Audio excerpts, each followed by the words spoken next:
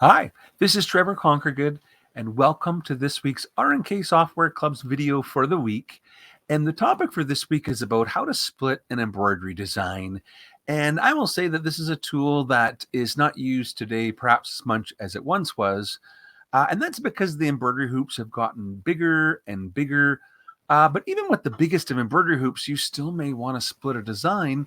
For example, what if you want to create lettering for an entire banner and you want a multi-hoop to create your project? And so that's really what this is about, multi-hooping, sewing a portion of a design, unhooping, and then rehooping again. And of course, the split wizard will give us special stitches like alignment stitches to make this process easy. And so if you're ready to get started, let's go ahead and pop over onto my workspace.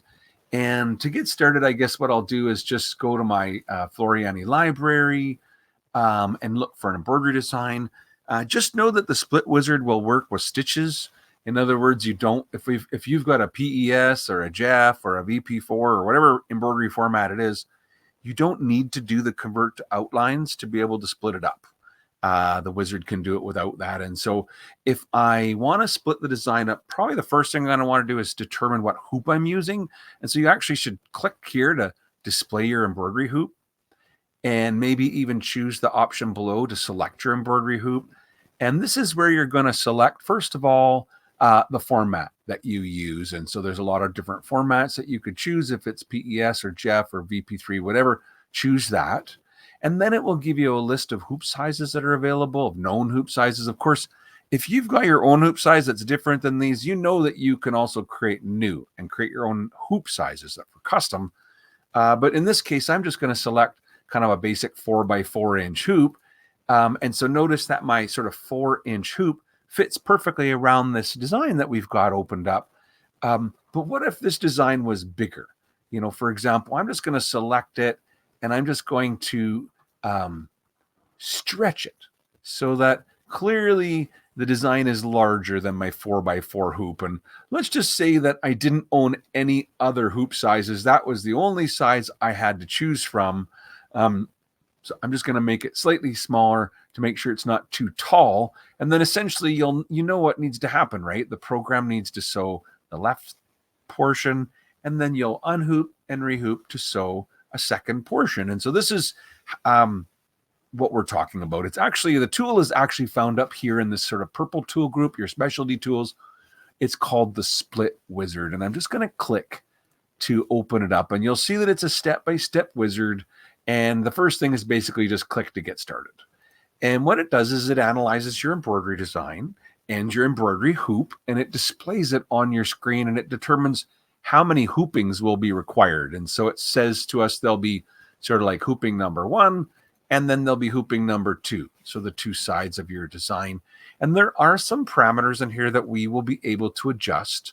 But I'll come back to that. I'm just going to simply click next so that you can see what happens. It actually goes through the process of removing the left side, and it shows you this is everything that will sew in your first design. And then you'll rehoop to sew everything in the second design. And anywhere where there's a portion that it needs to split it, it will split it within this sort of overlapping area. Now, if the entire shape fits in that area, it won't get split. So notice his foot is like it's in its entirety.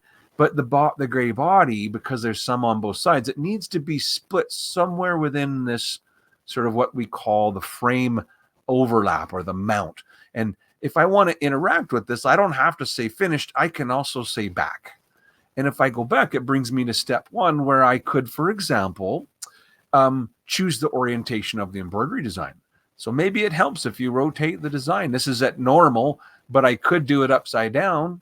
I could also do it sort of forced over to on the left or to the right. So rotating it, might help. But I'll leave it set for normal just so it's easy to look at. Now, alignment stitches. If you want them, you leave this checked off. And I think that they're perhaps what makes this really successful. So I suggest you include them. Down here, well, you can, if your design wasn't centered, you could use this to center the design. Here you have the mount margin. So it's got a very small margin, which means your design can go right to the outer edges of the embroidery hoop. And then you have your mount overlap. And so the mount overlap is the distance in between the two. And notice, for example, if I start to make that a larger number, that the area of the overlap grows.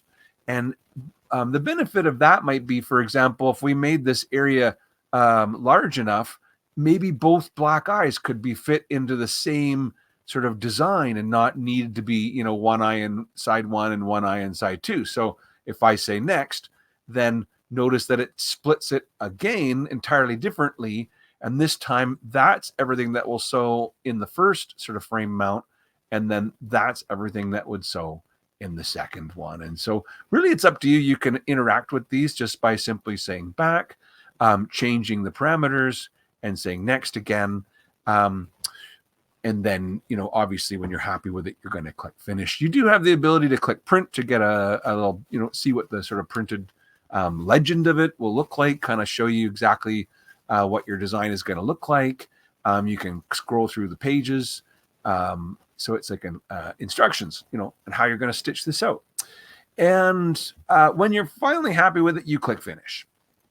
And it brings you to the option to save it. And I made a folder to save it into. And so we'll call it Bunny and say save. All right, now I'm going to close the design that we were working on and just go ahead and open. And when I choose open, and if I browse to the folder that we saved that design into, notice that I actually got bunny underscore, design 1, and then bunnerscore underscore design 2. And so this is design 1. And I want to point out when I open design 1, these additional stitches, there are alignment marks in the corner plus a line right down the center. And typically those are going to be also included in hooping number 2. So, and in fact, those alignment stitches will be the first color of hooping number 2. So notice to kind of show how this works out, I'm going to use File and choose the option to merge design. So rather than just opening up hooping 2, I'll merge it onto the same workspace as my hooping number 1. So there's sort of like the two designs.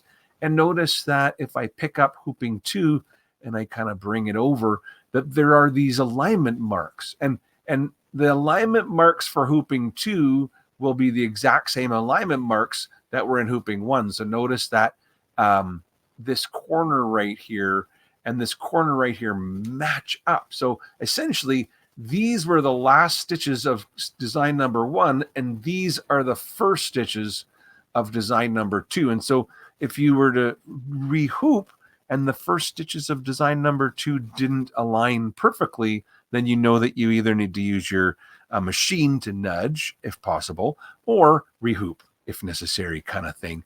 But that is essentially how it works, and how the tool works, and also, I guess, how to stitch the design out. And so it might help to create a printed template, to help you with the rehooping. And certainly this is going to be a time where, for people who own an embroidery machine that is blessed to have things like a camera, it makes it a little easier to do the alignments. But just know that even in the olden days when the machines had none of that cool technology, we were able to use the split design tool to successfully divide designs and rehoop and then align our second side. And so I hope you enjoyed this week's RNK Software Club's video for the week. Until next week, have a great day. Thanks for watching, and bye for now.